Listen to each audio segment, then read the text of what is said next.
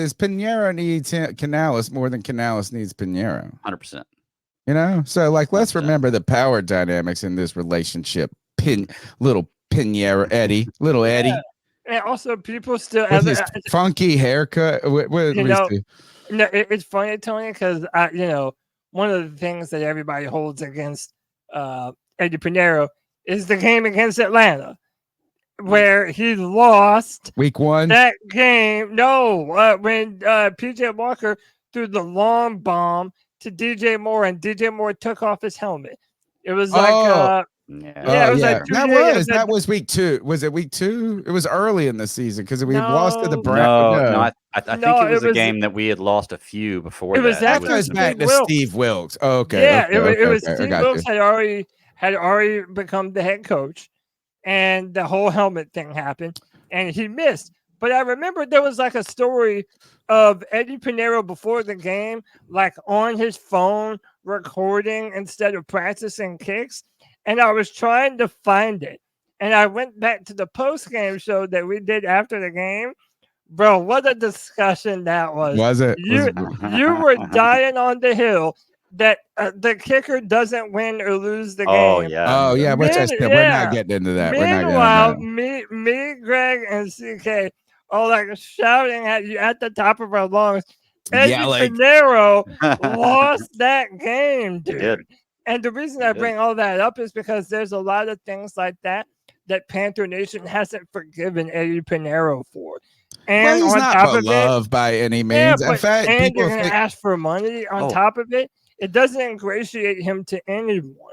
Even better, if Pinheiro makes that kick that year, don't we make the playoffs? Oh, didn't we fall one game short of the playoffs? Mortensen just put it in the chat. He said Eddie was the reason we didn't win the division in 2022. Yeah. I bet you. I just think this is every time I see this dude, as I go, you're the only person that has a comb over and a buzz cut at the same time. Like, how does he avoid? It's like, why is it combed over to the?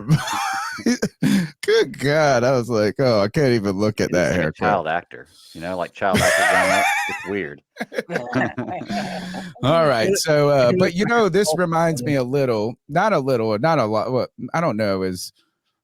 I just go back to this. I just keep going back to Harrison Butker, and I hated Graham Gano. Harrison Butker was killing it in training camp, and the team got cold feet with the veteran. Yes, right. Is this the moment that we another kicker than Harrison?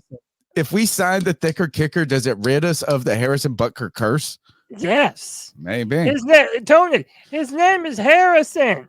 Oh. Both of their names are Harrison. Oh, that's like the Bruce Wayne Clark Kent moment. Oh my God! This is how you lift the curse. Yeah, this is how you do it. I think this is now. Now it has to happen for me. Yes. That was, I had no dog in the fight until this moment, but we just decided now that fate has said this is the only way. And was it the Harrison Butker year, the year that Carolina's problems just started, the 6 years of losing and all of it? 2017, right? I don't even remember. Yeah. Oh my God, dude. We've uncovered it on the C3 Panthers podcast. The Harrison Butker curse.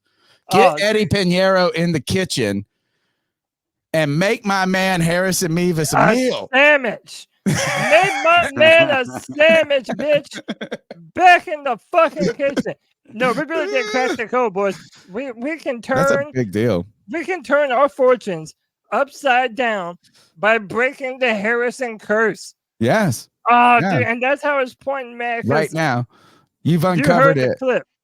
You heard it here on the C3 Panthers podcast, the longest running Panthers podcast, brought to you by CarolinaCatChronicles.com. Sub up, check us out on Twitter. If you're on Twitter, hit the retweet